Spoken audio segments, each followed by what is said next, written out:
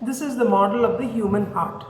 The heart is located in the center of the thoracic cavity in between the two lungs, with its ventricular end tilted towards the left. That's why we feel as if the heart is beating on the left side. Now the heart is protected by a bag-like structure called the pericardium. There are two layers of pericardium which encloses the pericardial fluid.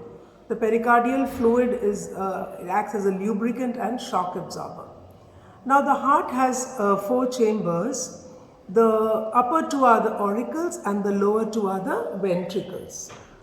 Now listen children, the two auricles are separated by interauricular septum, the two ventricles are separated by the interventricular septum. So there is complete separation of blood.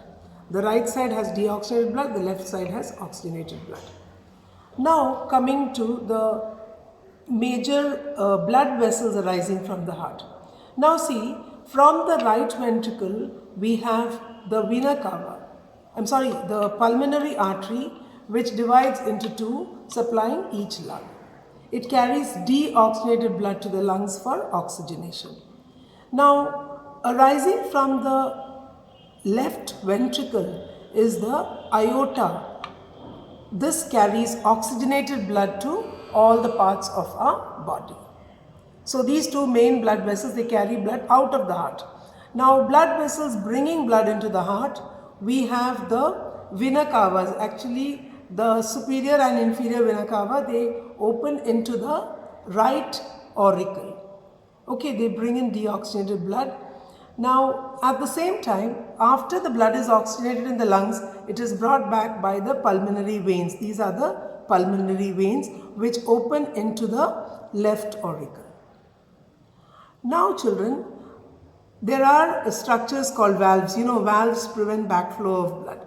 Now between the right auricle and the right ventricle, there is the valve called the tricuspid valve, which prevents backflow of blood from the ventricle into the auricle when the ventricle contracts.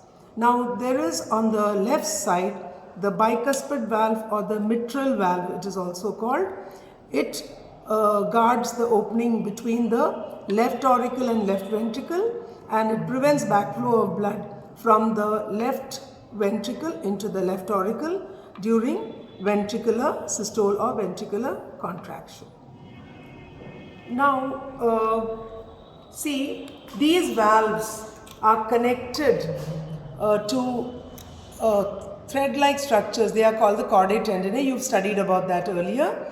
And then on the walls of the ventricles there are papillary muscles. So these chordae tendineae, they are connected to the papillary muscles, and together they help in the opening and closing of the valves. So is that understood?